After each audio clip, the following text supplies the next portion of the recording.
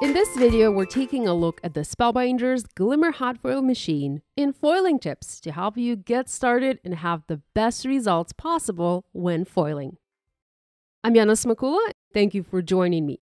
I'm going to assume that you are somewhat familiar with the Glimmer hot foil system. If you are brand new to this machine and don't know how to use it, there's a great starter tutorial over on the Spellbinder's YouTube channel.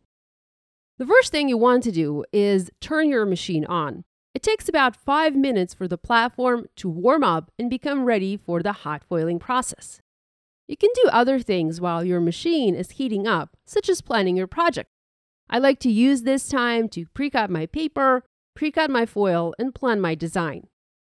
When it comes to foiling, number one thing that matters is paper. Think about other techniques you like to use when making cards. If you want to ink blend a background, there are some papers that work better than others. If you want to do Copic coloring, there are papers that are designed for that. If you want to do watercolor, chances are you'd reach for watercolor paper instead of regular cardstock. Well, the same rule applies to hot foil stamping. You need to use proper type of paper for best results. I prefer to use Spellbinder's specialty Glimmer cardstock. It is synthetic paper designed for hot foil stamping. While you can foil on other types of paper, specialty paper will always give you the best results. Next, we need foil. Hot foil machines such as Glimmer require specialty foil. If you have a laminator and foil for your laminator, that foil will not work in Glimmer and vice versa.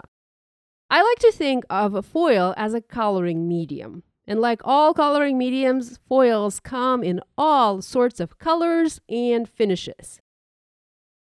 There are your regular shiny foils, matte foils, foils with pattern printed onto them, and my favorite, opal foil, which is like a watermark ink in the world of foiling. Before foiling, you need to cut your foil to size, just slightly larger than your foiling plate. And you can do that using a sharp pair of scissors or a specialty trimmer for foil, quick trimmer. Now, if you use a big chunk of foil, you'll most likely end up having lots of overfoiling around the corners that will be very hard or even impossible to remove. If you plan to die cut foiled images out, that doesn't really matter. But if you are foiling on a background, you'll want to be pretty careful. Now, speaking of overfoiling happens for two reasons. You've been lazy and didn't cut your foil to size, or you have too much pressure in your machine. Now, there's no magic formula that will tell you when to use or when not to use shims. That will depend on your die cutting machine and also on the paper you foil on. It often even depends on the plate you're using. To remove overfoiling, you can use a pencil eraser, a sanding eraser, or even a craft knife and scrape the foil off. Foiling on colored cardstock typically requires an extra shim. Why? Because colored cardstock has a bit of texture, and foil has a hard time grabbing onto that texture.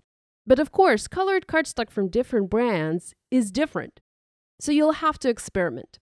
By adding a shim, you press the plate and foil a little bit stronger into the paper and help the foil to grab onto the paper surface.